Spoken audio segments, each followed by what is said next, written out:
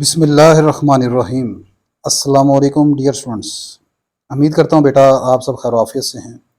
मैं हूँ प्रोफेसर अजमत अली और आप देख रहे हैं मेरा चैनल मैथ्स फॉर यू।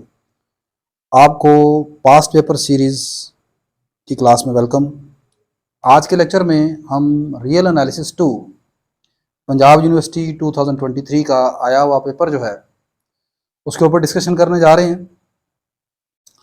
तो स्टार्ट करते हैं जी अपना क्वेश्चन का, अपने पेपर का पहला क्वेश्चन नंबर 1 का फर्स्ट पार्ट कुछ इस तरह है। कहता है जी prove that if f belong to R alpha, यानी एफ अगर आपका रिमान स्टेलजिस इंटीग्रेबल फंक्शन है over the close interval A b, आपने प्रूफ ये करना है कि इस फंक्शन एफ का जो स्क्वायर होगा वो भी रिमान स्टेलजिस इंटीग्रेबल फंक्शन है over the close interval A B. मैं इस क्वेश्चन को ऑलरेडी अपने एक लेक्चर में डिस्कस कर चुका हूँ। उस लेक्चर का जो लिंक है वो डिस्क्रिप्शन बॉक्स में मौजूद है। आप उस वीडियो को ओपन करें, उस लिंक पर क्लिक करें और क्वेश्चन नंबर 1 का फर्स्ट पार्ट आप देख सकते हैं। मैं यहाँ पर दोबारा इसे इसलिए नहीं डिस्कस कर रहा ताकि वीडियो की लेंथ जो है वो हम यहाँ पर कंट्रोल कर सकें। वीडियो की लेंथ बेवजह एक्सीड कर जाएगी इस तरह। नेक्स्ट मूव करते हैं हम जी क्वेश्चन नंबर 2 की तरफ, 1 के यानी सेकेंड पार्ट की तरफ।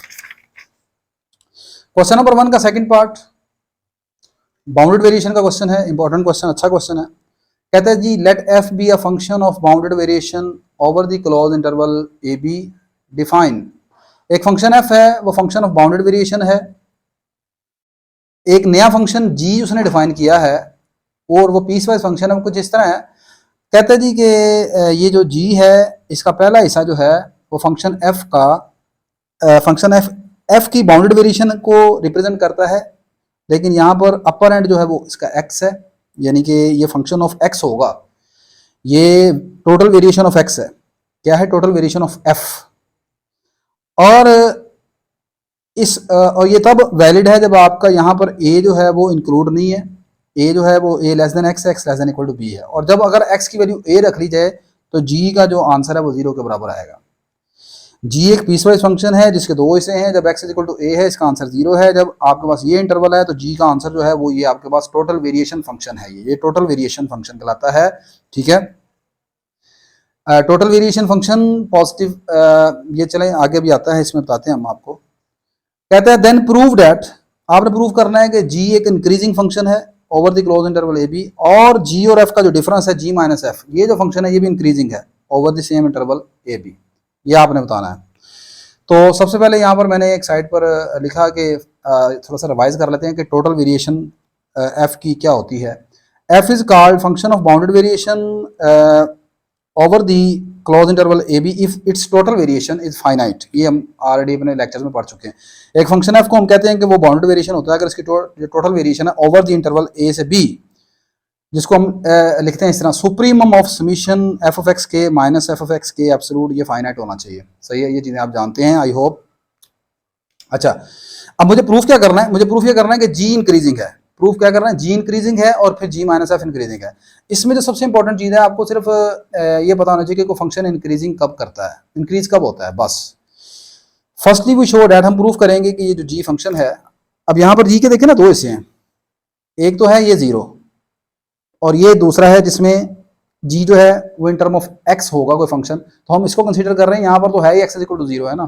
ठीक है, तो आपके पास मैंने कहा कि ये हम प्रूफ करेंगे कि ये जो जी है ये इंक्रीजिंग फंक्शन है।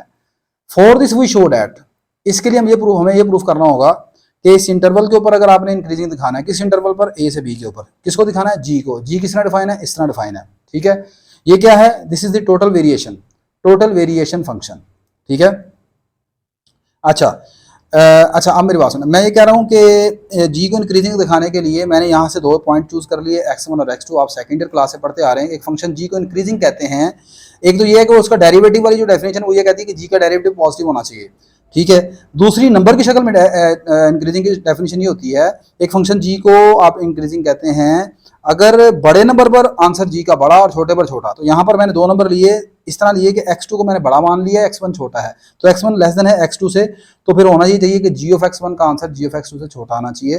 ठीक है, ये मेरा टारगेट है, ये दिखाना कि g इंक्रीजिंग कब होगा? g ऑफ x1 का आंसर g ऑफ x2 से छोटा आएगा। ठीक है, ले जी, for any x1 less than x2, कोई भी आप दो नंबर उठाएं जिनमें x1 x2 से छोटा है, the total variation over the interval, तो हमारे पास जो टोटल वेरिएशन बनेगी a से लेकर x2 तक can be written as the sum, can be written as the sum of total variation over a to x1 and x1 to x2। नहीं समझे, देखें जरा। मेरे पास टोटल जो वेरिएशन है यहाँ पर उसका जो पहला पॉइंट है वो a है, अपर एंड पॉइंट x है। और करें जी, मेरे पास जो आपने g फंक्शन रखा है ना उसमें जो मिनिमम नीचे वाला लोअर पॉइंट है वो a है, a एक रियल नंबर है। x आपके पास कोई रियल नंबर है लेकिन उसका पता नहीं है, a क्या है, फिक्स रियल नंबर है। मतलब देखें, मैं यहाँ पर आपको बता देता हूँ फिक्स रियल नंबर का मतलब क्या कहना चाह रहा हूँ। देखें, मैं कहता हूँ मेरे पास इंटरवल है 3 से 5, तो ये 3 और 5 आपने कर दिए फिक्स, यहाँ पर ये दोनों कांस्टेंट है। मेरे पास इंटरवल है 3 से लेकर x तक। अब इसमें इसका एक एंड पॉइंट 3 वो तो रियल नंबर है, फिक्स है, 3 का आपको पता है, लेकिन अपर एंड पॉइंट x वो क्या होगा, वो कुछ भी हो सकता है, पता नहीं। ये मतलब है कि यहाँ पर अपर एंड पॉइंट वेरिएबल है, ठीक है। तो यहाँ पर जब मैं कहता हूँ कि a से x पर आपने एक टोटल वेरिएशन डिफाइन की है, तो ऐसे जब इसे आप लिखेंगे तो इट मीन्स यहाँ पर जो ये टोटल वेरिएशन आप निकालेंगे ये कोई फाइनाइट रियल नंबर नहीं आएगा। जाहिर सी बात है, इसका अपर एंड पॉइंट x है, x कुछ भी हो सकता है, तो इसका जो भी आंसर आएगा वो एक फंक्शन की शक्ल में होगा। पहली बात तो ये आ गई। अब इसका नाम उसने रखा हुआ है g ऑफ x, ये g फंक्शन है। मुझे दिखाना है कि g मेरे पास क्या है, एक इंक्रीजिंग फंक्शन है। g इंक्रीजिंग कब होगा, जब मैं ये दिखाने में कामयाब हो जाऊँ कि g ऑफ x1 छोटा है g ऑफ x2 से। अब मैंने क्या किया, मेरे पास ये बड़ा पॉइंट कौन सा है, x2 है, छोटा पॉइंट a है, ठीक है। और x1 और x2 मेरे पास दो नंबर हैं जिनमें x1 छोटा है x2 से, और ये दोनों नंबर किस सेट से बिलोंग कर रहे हैं, ये बिलोंग कर रहे थे आपके पास a से लेकर b के दरमियान में से, ठीक है ना, a से लेकर b के दरमियान में से। अब मुझे बताएं कि इस इंटरवल से अगर ये बिलोंग करते हैं तो ये इंटरवल में सबसे छोटा कौन होगा, a होगा। उसके बाद कौन आएगा, x1 आएगा। उसके बाद कौन आएगा, x2 आएगा, क्योंकि x2 आप बढ़ा लेके चले। और उसके बाद कौन आएगा, b आएगा। इसका मतलब ये है कि a से लेकर x2 तक मैं अगर वेरिएशन को लिखूं, टोटल वेरिएशन को, तो ऐसे लिखूंगा, उसका लोअर एंड पॉइंट a और अपर एंड पॉइंट x2 लिखूंगा, x1 नहीं लिखूंगा क्योंकि x2 बड़ा है। अब मैं आगे आपको बताना ये चाह रहा हूं, मैं ये कह रहा हूं कि आप जिस तरह डेफिनेट इंटीग्रल में आपने पढ़ा है ना, अगर a छोटा हो b से, b छोटा हो c से, तो आप इस a से लेकर c तक के इंटीग्रल को ऐसे ब्रेक कर लेते हैं। इंटीग्रल a से c ये इक्वल होता है पहले a से लेकर b तक, फिर b से लेकर c तक। यही प्रॉपर्टी आपके पास टोटल वेरिएशन, ये जो बाउंडेड वेरिएशन है उसमें भी होल्ड करती है कि पहले आपके पास जो वेरिएशन ऑफ f है ओवर द इंटरवल a से x2, इसको आप ऐसे ब्रेक कर सकते हैं। पहले चलेगा a से लेकर x1 तक की वेरिएशन, प्लस फिर चलेगी वेरिएशन x1 से लेकर x2 तक की वेरिएशन f। बात समझ आ गई कि नहीं आ गई? तो आगे मैं अब ये लिखूंगा सारा, कि ये सारा इस तरह लिखा जा सकता है। ये मैंने सारा लिख दिया इस तरह, ये जो आपको मैं अभी बता चुका हूँ। अच्छा, अब अगली बात ये है कि टोटल वेरिएशन कभी भी जो है ना वो नेगेटिव नहीं हो सकती, हाँ जीरो हो सकती है। Since the total variation is non negative, so ये जो इसकी टोटल वेरिएशन होगी ये हमेशा greater than equal to zero होगी। भाई इसकी क्यों कहा है, इसकी क्यों नहीं कहा? देखो यहाँ पर x1 और x2 क्या है, दोनों रियल नंबर हैं, फिक्स हैं। x1 और x2 रियल नंबर है, x वेरिएबल है, x1 और x2 नंबर हैं।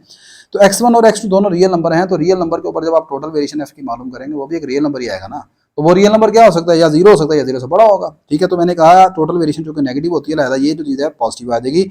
अब मुझे बताएं कि अगर आप बात गौर से सुनिएगा, दो नंबरों का सम करके ये अकेला बनता है, दो नंबरों का सम करके ये अकेला बनता है। अगर इनमें से ये अकेला एक पॉजिटिव है तो मुझे ये बताएं कि ये वाली जो साइड होगी हमेशा इससे बड़ी नहीं होगी। चलें मैं दोबारा आपके सामने रखता हूँ बात को, देखें। आप कहते हैं जी कि 8 बराबर है 3 + 5 से, 5 यहाँ पर पॉजिटिव है, नेगेटिव नहीं है, ये दोनों का सम 8 है। तो मुझे बताएं कि 8 जो होगा वो अकेला 3 से बड़ा नहीं होगा, बिल्कुल बड़ा होगा। 8 क्या अकेला 5 से बड़ा नहीं होगा, बिल्कुल बड़ा होगा। वो तो बड़ा होना ही क्योंकि इनका सम है।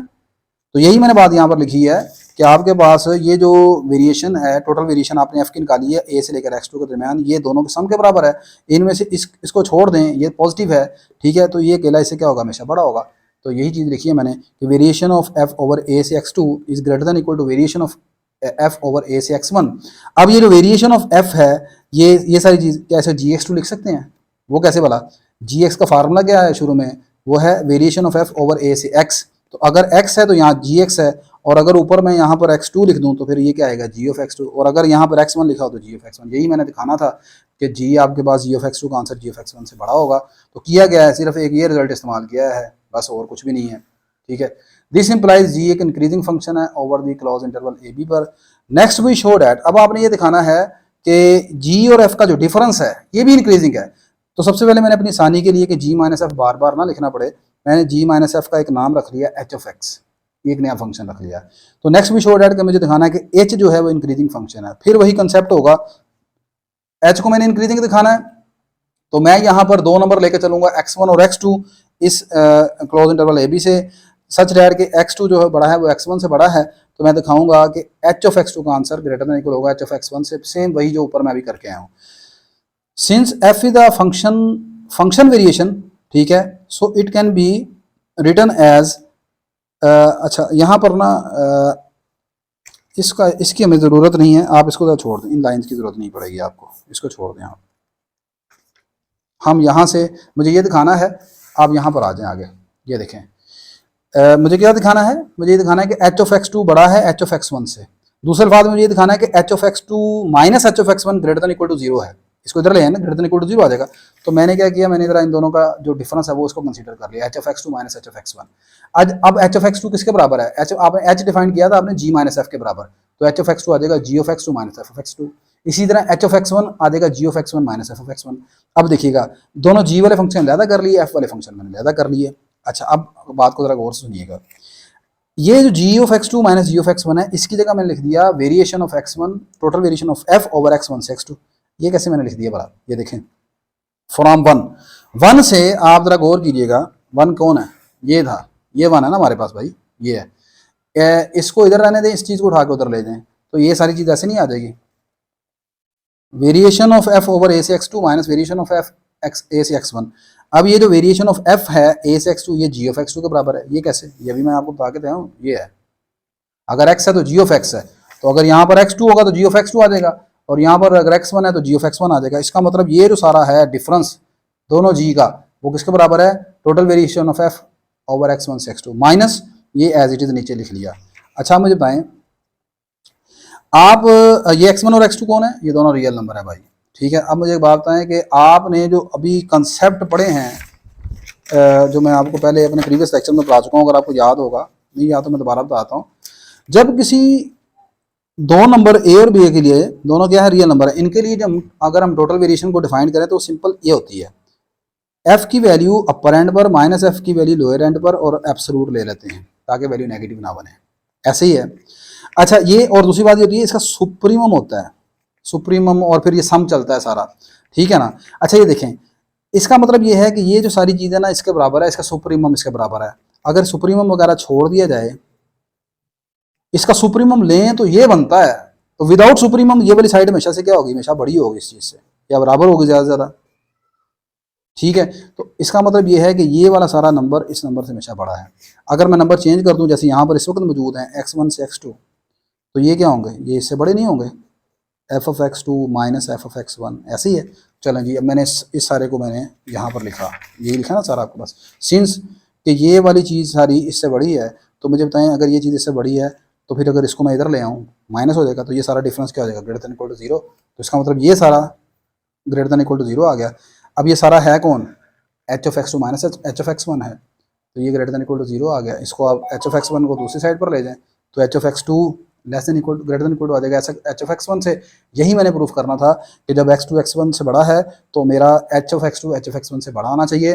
हैंस एच जो कि जी माइनस एफ के बराबर है, एक इंक्रीजिंग फंक्शन है over the close interval A B. तो ये हमने प्रूफ कर लिया। आई होप आसान, बड़े आसान तरीके से मैंने इसको प्रूफ करने की कोशिश की है। बुक में आप देखें, ये बड़ी मुश्किल से चीज़ें तलाश करके लिख के ढूंढ कर मैं लिखता हूँ।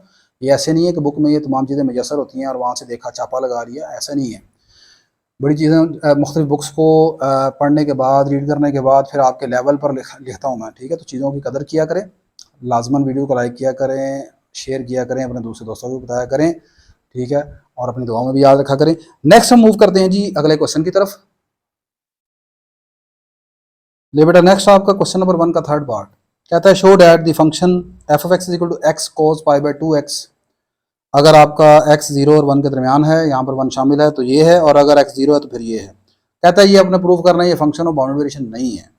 ये मैं ऑलरेडी प्रूफ करवा चुका हूँ, मेरे लेक्चर में मौजूद है। आप मेरा चैप्टर नंबर 3 की प्लेलिस्ट ओपन करें, रियल एनालिसिस 2 की, उसमें लेक्चर नंबर 3 है।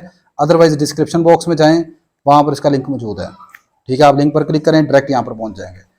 नेक्स्ट क्वेश्चन नंबर 1 का 4 पार्ट कहता है शो दैट द सीरीज -1 की पावर n समेशन -1 की power n x square plus n over n converges uniformly in every bounded interval but not absolutely for all real values of x। आपने prove करना है कि ये जो series है ये यूनिफॉर्मली कन्वर्ज करती है, यूनिफॉर्मली कन्वर्जेस करती है in every her bounded interval में, लेकिन ये एब्सोल्युटली कन्वर्ज नहीं करती। ये ऑलरेडी क्वेश्चन में डिस्कस कर चुका हूँ, ये क्वेश्चन आपका 2021 में भी आ चुका है। इट मीन्स ये इंपॉर्टेंट क्वेश्चन है, क्वेश्चन रिपीट हो गया। 2021 का पास पेपर आप ओपन करेंगे, उसमें क्वेश्चन नंबर 4 है, लॉन्ग क्वेश्चन। ठीक है, उसको आप ओपन करेंगे, आप यहाँ पर पहुंच जाएंगे, क्वेश्चन नंबर 4 का लॉन्ग पार्ट, तो यहाँ पर आप आ जाएंगे। ठीक है, नेक्स्ट मूव करते हैं जी हम क्वेश्चन नंबर 1 के 5th पार्ट की तरफ। क्वेश्चन नंबर 1 का 5th पार्ट में है, कहता है शो डैट, एक आपको इम्प्रॉपर इंटीग्रल दे दिया गया है 0 से 1 साइन 1 ओवर x की पावर b, और b आपका यहाँ पर ग्रेटर देन 0 है। आपने प्रूव ये करना है कि ये फंक्शन जो इंटीग्रल है ये एब्सोल्युटली कन्वर्ज करता है जब आपका p 1 से बड़ा है। आपका इम्प्रॉपर इंटीग्रल एब्सोल्युटली कन्वर्ज करता है जब p 1 से बड़ा है, ये आपने प्रूव करना है। सबसे पहले देखते हैं कि एब्सोल्यूट कन्वर्जेंस किसे कहते हैं। Absolute convergence of improper integral क्या है? एन इम्प्रॉपर इंटीग्रल a से b f of x dx is called absolutely converge if the integral a से b f absolute converge। एक इंटीग्रल को एब्सोल्युटली कन्वर्ज कहते हैं अगर f का एब्सोल्यूट लेने के बाद फिर वो दोबारा कन्वर्ज कर जाए। ठीक है, तो फिर हम कहेंगे ये इंटीग्रल जो है वो एब्सोल्युटली कन्वर्ज करता है। ये बिल्कुल जिस तरह एब्सोल्यूट कन्वर्जेंस होती है सीरीज की, बिल्कुल वही है। अच्छा, तो अब यहाँ पर मुझे प्रूफ ये करना होगा कि इस इंटीग्रल का एब्सोल्यूट लूंगा ना मैं इस फंक्शन का, और उसके बाद उसका इंटीग्रल लूंगा, तो फिर वो एब्सोल्यूट कन्वर्ज करेगा, और एब्सोल्यूट कन्वर्ज करेगा इस वैल्यू के लिए। चले जी देखें, मेरे पास ये फंक्शन दिया हुआ है f of x is equal to sine 1 over x, x की पावर भी p पॉजिटिव है। मैंने लिखा 0 is the only point of discontinuity, यहाँ पर 0 जो है का पॉइंट ऑफ डिसकंटिन्यूस है, क्योंकि ये उसके ऊपर आपके पास अनडिफाइंड हो जाएगा। हेयर अब मुझे एब्सोल्यूट चाहिए फंक्शन का, मैंने फंक्शन का एब्सोल्यूट ले लिया दोनों तरफ। एब्सोल्यूट लेने के बाद आप देखेंगे ये जो ऊपर वाला नोमिनेटर है वो साइन फंक्शन है, और मैंने लिखा since sine function is bounded function, sine function आपका हमेशा बाउंडेड होता है, और इसकी जो वैल्यू है आप जानते हैं -1 और +1 के दरमियान होती है, और अगर उसका एब्सोल्यूट ले लिया जाए तो उसका एब्सोल्यूट जो है हमेशा लेस देन इक्वल टू 1 होता है। मैं दोबारा बात को रिपीट कर रहा हूँ, आप जानते हैं कि साइन फंक्शन बाउंडेड होता है, साइन थीटा इसका आंसर होते हैं -1 और +1 के दरमियान। लेकिन अगर आप इसका एब्सोल्यूट लेंगे तो जाहिर सी बात है नेगेटिव वैल्यू खत्म हो जाएगी, इसका आंसर आ जाएगा 1 से छोटा या बराबर। It mean sine function bounded है और ये 1 से बाउंड है, यानी कि इसका आंसर 1 से बड़ा नहीं हो सकता। एंगल कुछ भी हो सकता है, एंगल 1 ओवर x है तो कोई प्रॉब्लम नहीं है इससे, तो है साइन फंक्शन ना, तो साइन फंक्शन बाउंडेड होगा, लेस देन इक्वल टू 1 आ जाएगा। इट मीन्स इस सारे इंटीग्रल को, इस सारे फंक्शन को मैं ऐसे लिख सकता हूँ, नोमिनेटर में आप देखें ना, सबसे पहले तो आप ऐसे इसको लिख लेंगे, ऊपर वाला एब्सोल्यूट अलहदा, साइन 1 ओवर x का एब्सोल्यूट अलहदा, नीचे वाली x की पावर p जो है वो अलहदा। अब ऊपर जो है वो आपके पास मैंने बताया कि ऊपर वाला जो आंसर है 1 से बड़ा नहीं हो सकता, ऊपर 1 रहेगा, नीचे आ गया x की पावर p। इसका मतलब ये है कि आपका फंक्शन जो है वो अब इसके ऊपर डिपेंड करता है 1 ओवर x की पावर p पर। अब अगर ये कन्वर्ज करता है तो फिर आपका इंटीग्रल कन्वर्ज करेगा, जो आपका गिवन वाला क्वेश्चन का इंटीग्रल वो कन्वर्ज करेगा। अब अगली बात आपको यहाँ पर ये याद होनी चाहिए कि ये वाला जो इंटीग्रल है एज 0 से 1 ओवर x की पावर p dx, ये कब कन्वर्ज करता है, इसको अब याद रख लें आप। ठीक है, या अदरवाइज नहीं याद रहता तो फिर आपको पेपर में करके दिखाना पड़ेगा। ये मेरे लेक्चर्स में मौजूद है, हमने प्रूफ किया हुआ है कि 0 से 1 ओवर x की पावर p ये हमेशा कन्वर्ज करती है जब आपका p 1 से छोटा होगा। जब p 1 से, क्योंकि p 1 से छोटा होगा ना, जब p 1 से छोटा होगा, मिसाल के तौर पर 0 है तो x की पावर 0 क्या हो जाएगी, 1 का इंटीग्रल होल्ड करता है। जब 0.5 होगा तो 1 ओवर अंडर रूट x आ जाएगा, 1 ओवर अंडर x ऊपर चलेगा, x की पावर -1/2 आ जाएगी, तब भी ये इसका आंसर कन्वर्ज करेगा। डाइवर्ज कब करेगा, जब आप यहाँ पर p की जगह मिसाल के तौर पर 1 या 1 से बड़ा नंबर रखें, मिसाल के तौर पर यहाँ पर p की जगह 1 रख लें तो ये 1 ओवर x बन जाएगा। 1 ओवर x log x होता है, log x की 1 ओवर x की जो इंटीग्रेशन है वो log x, log को इनमें जब लोअर लिमिट पुट करेंगे log 0 इन्फिनिटी आ जाएगा, इन्फिनिटी आ गया तो इंटीग्रल कन्वर्ज नहीं करेगा। इट मीन्स ये इंटीग्रल कब कन्वर्ज करेगा, जब आपका p 1 से लेस देन होगा। इसका मतलब ये है कि ये वाली जो सारी साइड है राइट साइड ये कन्वर्ज कर रही है जब आपका p 1 से बड़ा होगा, 1 से छोटा होगा। अब यहाँ पर हम लगाएंगे comparison test, that is basic comparison. Basic comparison क्या कहता है कि अगर जिस तरह वो आपने सीरीज में पढ़ा था ना कि अगर बड़ी सीरीज कन्वर्ज करती है तो छोटी सीरीज कन्वर्ज करेगी, इसी तरह अगर बड़ा इंटीग्रल कन्वर्ज करता है तो छोटा भी इंटीग्रल भी कन्वर्ज करेगा। तो दोनों तरफ मैंने लिख लिया इस तरह hence by comparison test the integral, ये वाला जो इंटीग्रल है गिवन क्वेश्चन वाला, वो कन्वर्ज करेगा absolutely if and only if अगर आपका p1 से छोटा होगा। देखें ये वाला ये वाली साइड, यानी ये इसको इंटीग्रल लेने के बाद आगे चाहे स्टेप आप कर लेना भाई, यहाँ पर आप दोनों तरफ इंटीग्रल ले लेंगे, आप कहेंगे ये वाला इंटीग्रल कन्वर्ज कर रहा है एब्सोल्युटली जब p1 से छोटा होगा, लिहाजा आपने कंपैरिजन टेस्ट से ये प्रूव कर दिया कि आपका ये वाला इंटीग्रल भी एब्सोल्युटली कन्वर्ज कर देगा जब आप का p1 से छोटा होगा। नेक्स्ट आपके पास है जी क्वेश्चन नंबर, अब ये लॉन्ग क्वेश्चन शुरू हो गए हैं आपके। क्वेश्चन नंबर लॉन्ग और शॉर्ट असल में 2023 में जो पेपर आया है उसमें उनका मार्क्स एक जैसे ही हैं, कोई फ़र्क नहीं है, दोनों में 5-5 नंबर के क्वेश्चन दिए हुए हैं, 6-6 नंबर के। क्वेश्चन नंबर 2 का ए पार्ट कहता है compute the positive negative and the total variation of F where F of X इसके बराबर है। ये ऑलरेडी मैं अपने लेक्चर में डिस्कस कर चुका हूँ, इसका भी लिंक आपको डिस्क्रिप्शन बॉक्स में मिल जाएगा, तो उस पर आप क्लिक कीजिएगा तो इसको देख लीजिएगा, ठीक है। नेक्स्ट 2 के बी पार्ट की तरफ मूव करते हैं।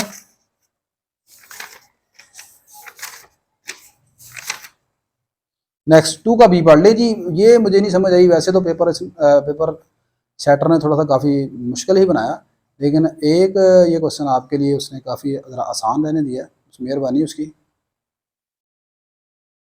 और वो आसान क्वेश्चन ये था आपका कुछ इस तरह, कहता है जी examine the convergence of the integral minus infinity to infinity d x over 1 plus x square. Very easy question.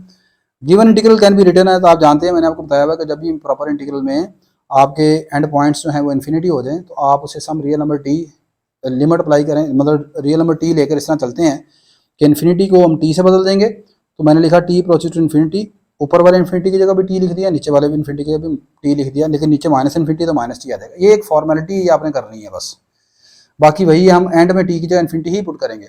ये आ गया D x over 1 plus x square. अब आप जानते हैं कि 1 ओवर एक्स स्क्वायर, ये जो 1 ओवर 1 प्लस एक्स स्क्वायर है, इसकी इंटीग्रेशन क्या होती है, टेन इनवर्स एक्स है, टेन इनवर्स एक्स आ गया। अब उसके बाद आपने अपर लिमिट पुट की, आ गया टेन इनवर्स टी, माइनस नीचे लोअर लिमिट भी आ गया टेन इनवर्स माइनस टी। अब आप लिमिट अप्लाई कर दें टी की जगह, टी की जगह इन्फिनिटी पुट किया, यहाँ भी टी की जगह इन्फिनिटी पुट कर दिया। अब टेन इनवर्स इन्फिनिटी क्या होता है, पाई बाय 2 होता है, और टेन इनवर्स माइनस इन्फिनिटी वो माइनस पाई बाय 2 होता है।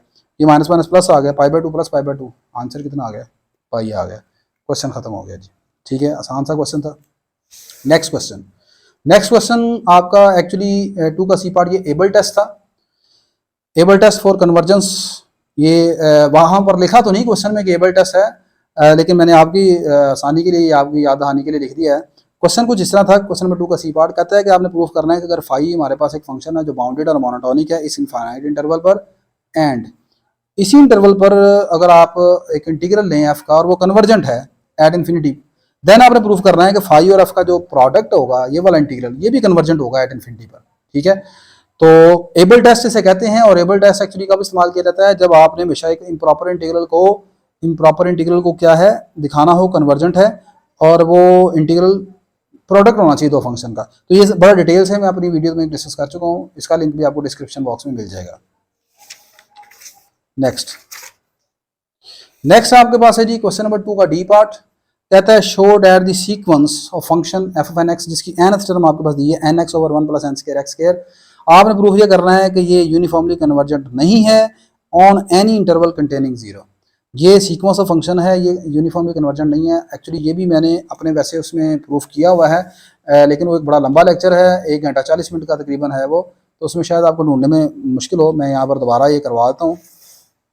आपको एक सीक्वेंस ऑफ फंक्शन है, उसकी nth टर्म आपके पास गिवन है, थोड़ा सा जूम कर लेता हूँ। तो आपने प्रूफ करना है कि ये जो सीक्वेंस ऑफ फंक्शन है जिसकी nth टर्म आपको दी हुई है यूनिफॉर्मली कन्वर्जेंट है, नहीं है उस इंटरवल पर जो कि जिसमें 0 आता है, ठीक है।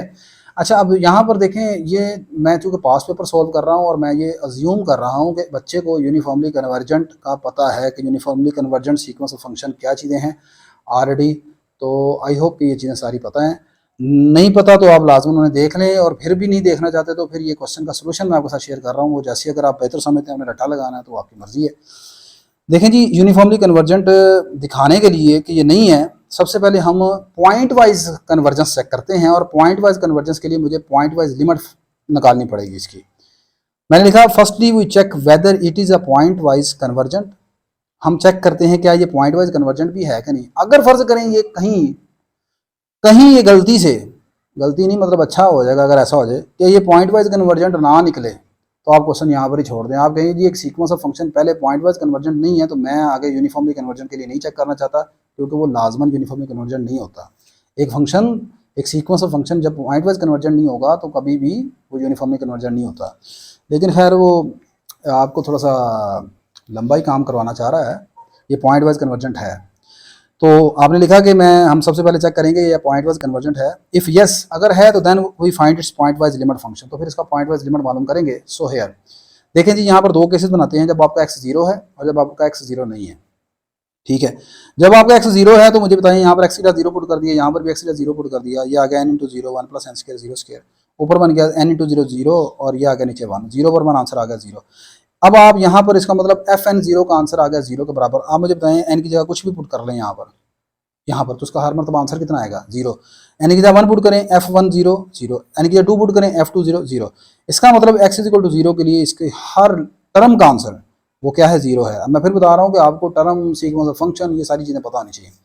लेकिन जब आपका एक्स जीरो के बराबर नहीं है तो अब फिर मुझे चेक करना है कि ये क्या सीक्वेंस ऑफ फंक्शन जो है वो कन्वर्ज करता है कि नहीं। तो आप जानते हैं, आपने छोटी क्लासेस में फर्स्ट ईयर में पढ़ा हुआ है और फिर अपनी प्रीवियस सेमेस्टर में पढ़ के आए हैं कि अगर आपको सीक्वेंस की nth टर्म दी हो और आपने ये देखना हो कि वो कन्वर्ज करता है या नहीं, तो आप क्या करते थे उसमें, आप उसमें लिमिट लेते थे एन अप्रोचेस टू इन्फिनिटी। तो इसमें एन की जगह इन्फिनिटी ले लेते हैं इसकी nth टर्म में। लेकिन सबसे पहले मैंने क्या किया, नोमिनेटर में एन मौजूद है, एन से डिवाइड करवा लिया।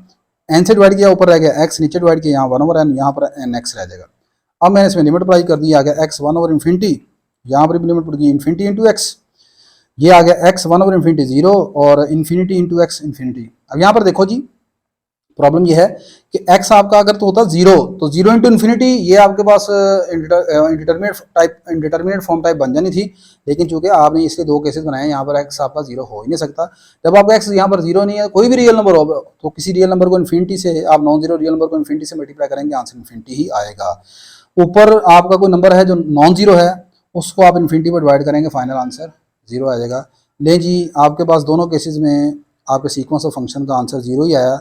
हैंस आपका जो सीक्वेंस ऑफ फंक्शन है वो पॉइंट वाइज कन्वर्ज कर गया है और इसकी जो लिमिट है वो जीरो है। And converges to F of X is equal to zero. सही है, लो जी आगे देखते हैं। अब आपका ये sequence of function point wise converge कर गया है। अब आपने दिखाना है क्या ये यूनिफॉर्मली कन्वर्ज करता है, लेकिन उसने कहा कि ये आपने दिखाना है कि यूनिफॉर्मली कन्वर्ज नहीं करता। देखते हैं कैसे दिखाएंगे।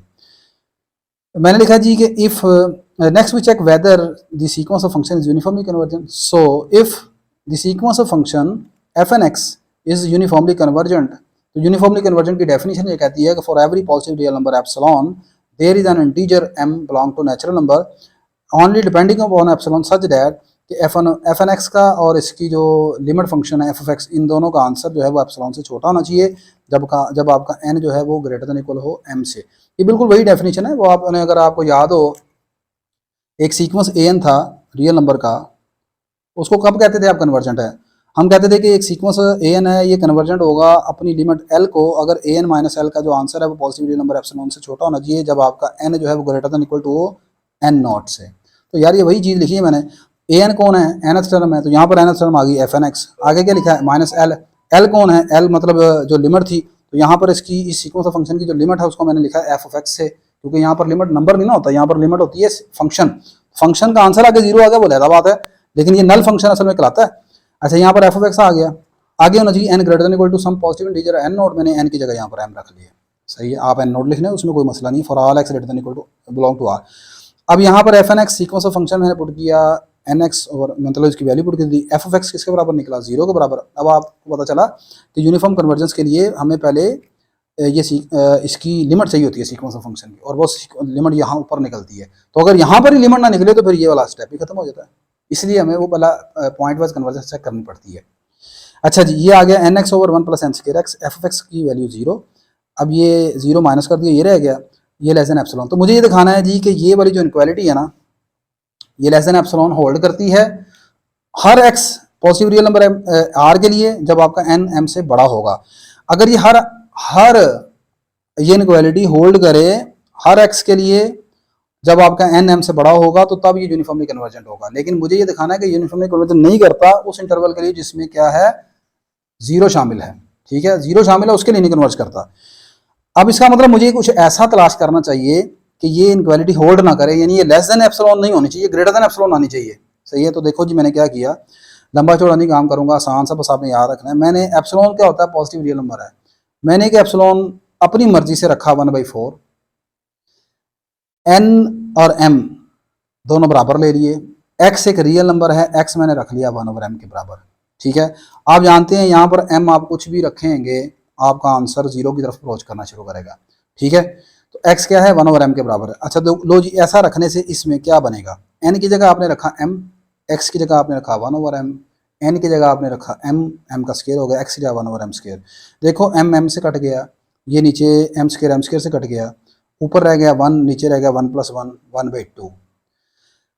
अब आपके पास ये सारे का सारा आंसर 1/2 आ गया, और ये 1/2 आंसर छोटा होना चाहिए एप्सिलॉन से, तो लेकिन एप्सिलॉन आप लगा कोई भी पॉजिटिव रियल नंबर हो सकता है ना, ये इनक्वालिटी कहता है हर पॉजिटिव रियल नंबर एप्सिलॉन के लिए, then for every positive real number epsilon के लिए होल्ड करनी चाहिए।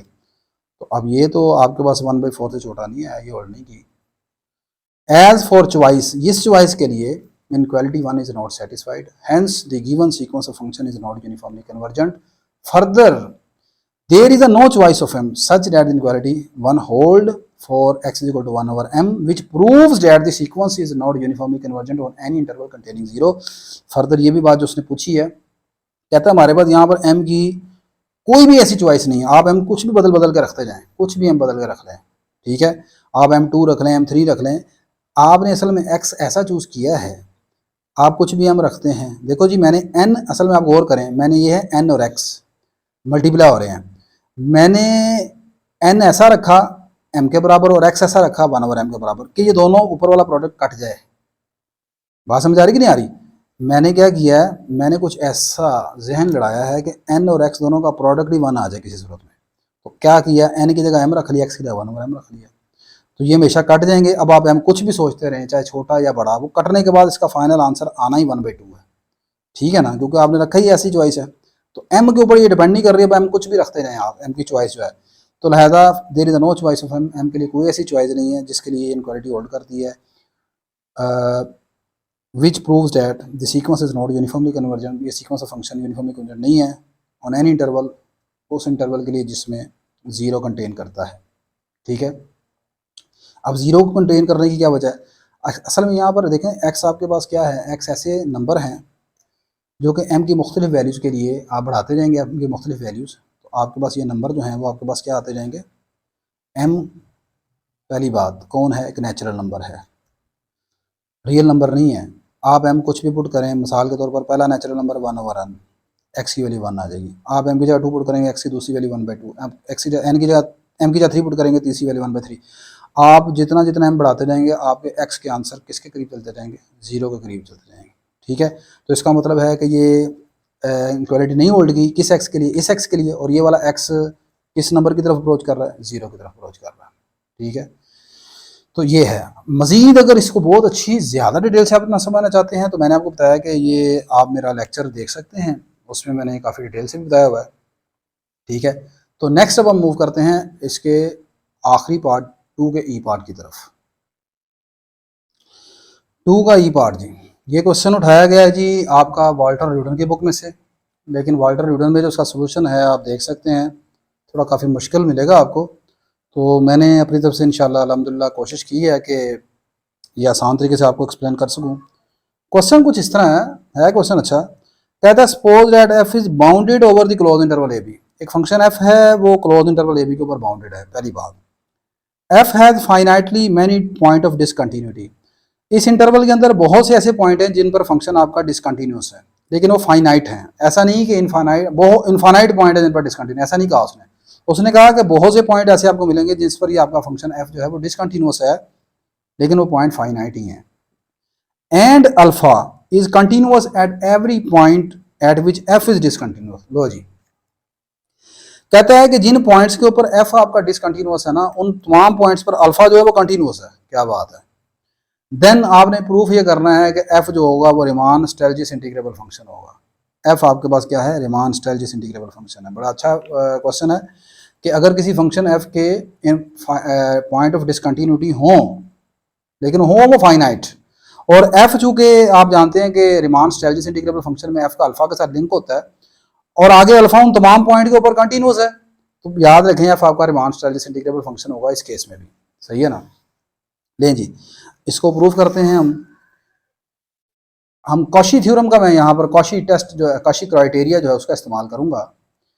मैंने लिखा जी to prove that f belong to R alpha, ये प्रूव करने के लिए कि मेरा एफ जो है वो रिमान स्टाइलिस इंटीग्रेबल फंक्शन है, we will use Cauchy criteria. Cauchy criteria को इस्तेमाल किया जाएगा, जो कि क्या होता है, वो ये होता है that is for every positive real number epsilon there exist a partition P such that upper Riemann Stieltjes sum minus lower Riemann Stieltjes sum का आंसर एप्सिलॉन से छोटा आना चाहिए। तो मुझे अगर ये दिखाना है कि एफ मेरा आर अल्फा से बिलोंग करता है, तो मुझे दिखाना होगा कि ये जो इनक्वालिटी होल्ड करती है, यानी ये यू माइनस एल जो है वो एप्सिलॉन से छोटा आना चाहिए। ठीक है, लो जी, यहाँ पर अब जो जो इन्फॉर्मेशन है हम इन्फॉर्मेशन को बारी बारी इस्तेमाल करेंगे। यहाँ पर पहली इन्फॉर्मेशन ये है कि आपका जो एफ है वो बाउंडेड था। सिंस एफ इज बाउंडेड, अब आप फंक्शन बाउंडेड है तो आप जानते हैं फंक्शन बाउंडेड कब होता है। अगर फंक्शन बाउंडेड है तो फिर आपको positive real number epsilon positive real number M मिलेगा, सच दैट के फंक्शन की एब्सोल्यूट वैल्यू जो है वो पॉजिटिव रियल नंबर एम से क्या होगी, लेस देन इक्वल होगी for all X belong to this. ये पहली इन्फॉर्मेशन होगी। अगली इन्फॉर्मेशन ये उसने कही थी कि फंक्शन एफ जो है वो उसके पॉइंट ऑफ डिसकंटिन्यूअस हैं और वो हैं फाइनाइट। अब वो उनको लेट कर लेते हैं, बड़ा आसान करके मैंने अपनी तरफ से कोशिश की है कि बारी बारी आसान सी चीज़ों को देकर आपको मैं यहाँ पर आप एक्सप्लेन करूँ, अदरवाइज आप रूडन की बुक को देखें तो वो शायद आपको समझ नहीं आएगी। लेट एफ है the finitely many discontinuous at points. अर्ज कर लिया कि एफ जिन पॉइंट्स पर डिसकंटिन्यूअस है उनके नाम ये हैं x1 x2 xk, और ये तमाम के तमाम पॉइंट्स जो हैं वो इस इंटरवल से बिलोंग करते हैं, उसने खुद कहा हुआ है कि इस इंटरवल के अंदर फाइनाइट पॉइंट है जिनके ऊपर ये डिसकंटिन्यूअस है। And let alpha is continuous, और अगली बात ये कि अल्फा जो है वो इन तमाम पॉइंट्स जिनका नाम एक्स आई रख लिया मैंने, आई क्या है 1 2 के बजाय ये लिखने का एक्स आई लिख लिया, इन पर कंटिन्यूअस है, ये बात गिवन है। आगे चलते हैं। आगे मैंने क्या किया, इस क्लोज इंटरवल पी की मैंने ए बी की पार्टीशन बनाई और मैंने कहा कि ये जो पार्टीशन पी है उन तमाम पॉइंट्स को इंक्लूड करती है जो कि पॉइंट ऑफ कंटिन्यूटी हैं।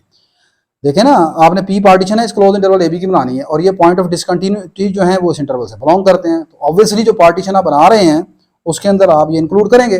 Late P be the partition of the interval that include all points of discontinuity x1 x2 xk। Further let P divide the interval A B into N sub interval. आगे मैंने क्या किया, इस point इसके P के N sub interval बना लिए, और वो सब इंटरवल कैसे बनाते हैं वो आप जानते हैं, एक्स आई -1 से लेकर X I for I equal to 1 to n such that A is equal to X naught less than x1 up to सोन एक्स एन लेस देन, इसका बी आ गया। पहले पॉइंट का नाम एक्स नोट है वो ए के बराबर है, आखिरी पॉइंट का नाम एक्स एन है उसका नाम बी है, और ये नंबर इस तरह के एक्स नोट छोटा है x1 से, x2 छोटा है x2 से।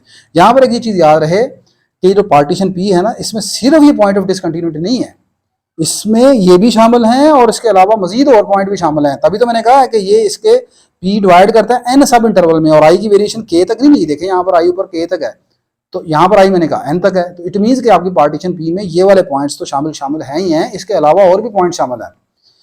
अगली चीज लेट कर लेते हैं कि फंक्शन एफ का जो सुप्रीमम है इस ith इंटरवल के ऊपर एम आई के बराबर है और इसका इन्फीमम जो है वो एम आई के बराबर है। ith इंटरवल का मतलब फर्ज करो आई की वैल्यू यहाँ पर 1 है, तो आपके पास 1 - 1 0, यहाँ पर 1 आ गया, यानी कि x0 से लेकर x1 तक जो इंटरवल बनेगा, ठीक है, x0 से x1 तक जो इंटरवल बनेगा उस इंटरवल के ऊपर फंक्शन का जो सुप्रीमम है उसका नाम m1 है। इसी तरह जो इंटरवल बनेगा x1 से x2 तक उसके ऊपर जो फंक्शन का सुप्रीमम है उसका नाम कैपिटल M2 है। इसी तरह उसके इन्फीमम को हमने डिफाइन कर लिया, जबकि इस फंक्शन का जो सबसे मैक्सिमम वैल्यू है वो m है, क्योंकि ये उससे बाउंडेड है। बाउंडेड होने का मतलब क्या है कि इसकी हर वैल्यू m से छोटी है। इसका मतलब ये है कि ये जो एम आई होगा आगे हम इस्तेमाल करेंगे वो कैपिटल एम से क्या होगा, हमेशा छोटा या बराबर हो सकता है ज्यादा ज्यादा। सही है, लो जी, अब अगली बात मैंने अब ये निकालना है सारा इस चीज को, ये u माइनस एल को, u मतलब अपर मास्टर जिसम माइनस एल लोअर मास्टर जिसम, इसको मैं निकालने लगा और मैं u और l का फार्मूला लिखने लगा। अभी तक देखें आसान है, कितना आसान आपको यहाँ पर मैंने बताया। मैंने लिखा जी हेयर अपर मास्टर जिसम को इस तरह डिफाइन करते हैं ना, पहले एफ का जो होता है सुप्रीमम वो लिखते हैं, फिर आगे आप डेल्टा अल्फा ही लिख लेते हैं। डेल्टा अल्फा ही होता है इसके बराबर alpha x i minus alpha x i minus one के बराबर, एंड और लोअर मास्टर जिसम को आप इस तरह लिखते हैं, लोअर है तो फिर उसका इन्फीमम लिखते हैं फंक्शन एफ का एम आई स्मॉल एम, ये आ गया। लो जी, अब आ गए यहाँ पर मैंने जो प्रूफ किया ना, मेरा प्रूफ है लॉजिकली रीजनिंग से, रूडन की जो बुक में उसमें है मैथमेटिकली, ठीक है। तो आपने अब इन रीजन को जरा गौर से समझना है। मैंने लिखा है सिंस एफ इज बाउंडेड, आपका फंक्शन एफ बाउंडेड है। अब फंक्शन एफ बाउंडेड है तो सो ऑल, तो ऐसा होगा अगर बाउंडेड तो फिर क्या होगा सुने। तो in this case so all M I मतलब infimum supremum values of f for every interval x i minus one से एक्स आई। जैसे मैं अभी पीछे आपको बता रहा था कि आई की जगह वन पुट करें तो एक्स जीरो से एक्स वन आएगा, उसके लिए उसकी वैल्यू को सुप्रीमम कहेंगे, फंक्शन की वैल्यू को एम वन। जब इंटरवल होगा एक्स वन से एक्स टू तो उस पर वैल्यू आएगी एम टू। तो अब चूंकि फंक्शन एफ आपका बाउंडेड है तो ये जितने भी सुप्रीमम निकलेंगे, capital M one, capital M two, capital M three, ये तमाम के तमाम सुप्रीमम इस बड़े एम से क्या होंगे, हमेशा छोटे होंगे, जो मैं आपको अभी बता के आया ऊपर। फर्दर अब ये बड़ी बात इंपॉर्टेंट है, मैंने लिखा अल्फा कंटिन्यूअस फंक्शन है एट ईच एक्स आई, ये बात गिवन है। उसने कहा था कि अल्फा उन तमाम पॉइंट्स के ऊपर कंटिन्यूअस है जहां पर फंक्शन आपका डिसकंटिन्यूअस है, एफ डिसकंटिन्यूअस है। Further alpha is continuous at each x i, मतलब point of discontinuous f, so each alpha x i is defined for this. ये बात को जरा गौर से समझिएगा जरा।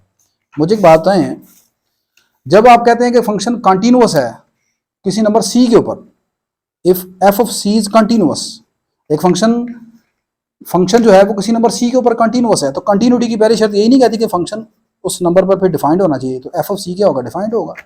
ऐसे ही ना, आप कहते हैं कि फंक्शन कंटिन्यूअस है तो कंटिन्यूटी की पहली शर्त ये होती है कि फंक्शन उस नंबर पर डिफाइंड होना चाहिए, तो इसका मतलब ये एफ ऑफ सी डिफाइंड होगा। तो अब आपने कहा है कि अल्फा जो है पॉइंट ऑफ डिसकंटिन्यूटीज जितनी भी हैं एफ की, उन सब के ऊपर कंटिन्यूअस है, यानी x1 इसके ऊपर भी कंटिन्यूअस है, x2 ये भी एफ की डिसकंटिन्यूटी थी, इसके ऊपर भी अल्फा कंटिन्यूअस है, x के ये भी पॉइंट ऑफ कंटिन्यूटी था किसका, f का। तो इन तमाम पर अल्फा क्या है अल्फा कंटिन्यूअस है। अगर इन तमाम पर अल्फा कंटिन्यूअस है तो मुझे बताएं क्या अल्फा x1 जो है वो डिफाइंड नहीं होगा, जैसे यहाँ पर मैंने कहा एफ ऑफ सी डिफाइंड होगा, क्या अल्फा x2 डिफाइंड नहीं होगा, क्या अल्फा xk डिफाइंड नहीं होगा। तो मैं कह नहीं सकता कि अल्फा जो है अल्फा एक्स आई ये तमाम के तमाम डिफाइंड होंगे, आई का मतलब 1 2 अप टू सोन के, ऐसे ही है ना। तो यही बात है, मैं प्रूफ दे रहा हूँ लॉजिकली रीजनिंग के साथ। सो each alpha x i is defined for this. अब मुझे बताते हैं कि अगर आपके अल्फा एक्स आई डिफाइंड हैं, मतलब डिफाइंड होने का मतलब फाइनाइट नंबर हैं, रियल नंबर हैं, तो मुझे बताएं कि ये जो आपके स्टेलजिस सम है, रिमान स्टेलजिस सम, ये अपर वाला लोअर वाला, इनमें अल्फा एक्स आई इस्तेमाल हो रहे हैं, सही है। और ये अल्फा एक्स आई कौन है, ये डिफाइंड नंबर हैं, डिफाइंड फाइनाइट रियल नंबर है। इसका मतलब इसका हर अल्फा एक्स आई फाइनाइट रियल नंबर है, तो इसका मतलब आपका अपर और लोअर रिमान स्टेलजिस सम जो भी निकलेगा वो कोई ना कोई फाइनाइट रियल नंबर ही निकलेगा ना भाई, क्योंकि ये सारे के सारे क्या हैं, फाइनाइट हैं। आपका कैपिटल एम आई और स्मॉल एम आई ये भी बाउंड है मतलब ये भी तमाम के तमाम कैपिटल एम से छोटे हैं। कैपिटल एम क्या है, कोई पॉजिटिव रियल नंबर था, इसका मतलब इस समीशन की हर वैल्यू जो है वो फाइनाइट रियल नंबर है। अब अगर समीशन की हर वैल्यू फाइनाइट रियल नंबर है तो पूरे का पूरा समीशन जो है वो भी एक फाइनाइट रियल नंबर होगा। अगर पूरे का पूरा समीशन फाइनाइट रियल नंबर हो, मुझे बताएं अगर एक सम फाइनाइट रियल नंबर हो, ठीक है, तो हम क्या कहते हैं, वो सम कन्वर्ज नहीं करता, यही कहते हैं ना। तो यही बातें सारी मैंने लिखी हैं। So obviously lower and upper Riemann Stieltjes sum will converge, ये कन्वर्ज करेंगे। एंड द डिफरेंस, अब सम क्या हो गए, कन्वर्ज हो गए, कौन हो गए, सम कन्वर्ज हो गए। आगे मुझे निकालना है इन दोनों का डिफरेंस, इन दोनों अपर और लोअर का। तो इन दोनों का जब मैं डिफरेंस निकालूंगा तो इन दोनों का जो डिफरेंस u माइनस एल आएगा वो किसके बराबर आएगा, ये वाला सम माइनस ये वाला सम, ऐसे ही है। तो अब इन दोनों के सम में क्या क्या चीजें आएंगी जरा गौर से देखिएगा। And the difference between them can make arbitrarily small। अब इस बात को जरा गौर से देखिएगा जरा, इन दोनों के दरमियान जो डिफरेंस है वो ये मैंने निकाला है, जरा गौर से। चलो नीचे देखते हैं पहले, ये इन दोनों के दरमियान डिफरेंस निकाल लिया मैंने, ये अपर का ये लोअर का, इन दोनों के दरमियान डिफरेंस निकाला, दोनों का सम कॉमन निकाल लिया, डेल्टा अल्फा बाहर निकाल लिया, एम आई माइनस एम आई आ गया। अब मुझे एक बात बताएं, ये वाला अंदर वाली सारी चीज़ क्या है, एक फाइनाइट रियल नंबर है, ठीक है। अब ये हर चीज़ फाइनाइट है तो उनका सम भी फाइनाइट है, सम फाइनाइट है तो इसका मतलब ये कन्वर्ज कर गया। अब फाइनाइट होने के बाद मुझे ये दिखाना है कि ये सारा का सारा छोटा होना चाहिए किसी एप्सिलॉन से, ठीक है, कोई पॉजिटिव रियल नंबर एप्सिलॉन मिलना चाहिए। अब फाइनाइट है तो देखना ये है कि ये कितना को स्मॉलर है, ठीक है। अब और से देखिएगा बातों को, आप इस बात को मानते हैं कि आपने रिमान स्टेलजिस सम का या रिमान सम का कंसेप्ट तो पढ़ा हुआ है। आप जितनी पार्टीशन पी के इंटरवल ज़्यादा बढ़ाते जाएंगे, अगर मेरी पार्टीशन पी के इंटरवल्स हैं इस तरह x नोट से x n तक n इंटरवल्स हैं, अगर आप इन इंटरवल्स को जितना ज़्यादा बढ़ाते जाएं तो आप जानते हैं कि आपके पास उस सूरत में इंटरवल की लेंथ छोटी होती जाएगी। भाई पहले 10 हैं तो इंटरवल ज़्यादा बढ़ाएं, अगर मजीद कर दूं मैं छोटे, ये देखें यहाँ और मजीद छोटे कर दिए, तो हर इंटरवल की लेंथ क्या होती जाएगी, छोटी होती जाएगी। पहली बात तो ये हो गई। हर इंटरवल की लेंथ छोटी होने का मतलब है कि आपके पास जो पी की नॉर्म है या जो पी की मैश है, पी कौन, पार्टीशन पी, इसकी मैश जो है वो छोटी होती जाएगी। कब, जब आप इसमें और मज़ीद पॉइंट इंक्लूड करते जाएंगे। ठीक है, पॉइंट इंक्लूड करेंगे, आपके पास इंटरवल ज़्यादा बनते जाएंगे। इंटरवल ज़्यादा बनने का मतलब है कि इंटरवल की लेंथ छोटी होती जाएगी। कैसे छोटी होती जाएगी, मैं फिर दोबारा बता रहा हूँ। मेरे पास फ़र्ज़ करें यहाँ से यहाँ तक 10 पॉइंट है, 1 2 3 4 5 6 7 8 9 और ये 10 हो गए पूरे। अब इंटरवल की लेंथ आपके सामने है, मैं कहता हूँ मुझे 3 पॉइंट और शामिल करने हैं। अब गौर करें, एक यहाँ पर कर दिया, एक यहाँ पर कर दिया, एक यहाँ पर कर दिया मजीद। आप देखें इंटरवल की लेंथ पहले से छोटी हो गई। मैं कहता हूँ 2 पॉइंट और, 4 और कर लेते हैं, 1 2 3 4। इंटरवल्स की लेंथ छोटी नहीं होती गई यहाँ से यहाँ तक। आप फिर मजीद और पॉइंट करते हैं तो आप जितने पॉइंट इंक्लूड करते रहेंगे इंटरवल की लेंथ छोटी होती जाएगी। इंटरवल की लेंथ छोटी होने का मतलब ये है कि पार्टीशन पी की जो नॉर्म है, ठीक है, वो आपके पास जितने ज़्यादा आप चूज़ करेंगे वो छोटी होती जाएगी। और कितनी छोटी हो सकती है ज़्यादा, ये 0 को अप्रोच करती जाएगी। ठीक है, अगर आप इसमें मतलब इनफाइनाइटली बहुत ज़्यादा पॉइंट चूज़ करते हैं तो ऐसी सूरत में एक चीज़ हो जाएगी, 0 को अप्रोच करेगी। नॉर्म ऑफ पी 0 को अप्रोच करने का मतलब क्या है, अब इसको यहाँ से पढ़ते हैं। And the difference between them can make arbitrarily small by refining the partition. हम उन किन के दरमियान डिफरेंस को, अपर और लोअर मान सम के दरमियान डिफरेंस को छोटा कर सकते हैं आर्बिट्रेरली जितना हम चाहें, by refining the partition, partition को रिफाइन करके। रिफाइनिंग का मतलब क्या है, by refining the partition we mean, हम ये मतलब लेते हैं that we can add more points in the partition P. हम किसी पार्टीशन पी में जितने पॉइंट आप ऐड करते जाएंगे, इसका मतलब आपने उस पार्टीशन पी को रिफाइन कर दिया।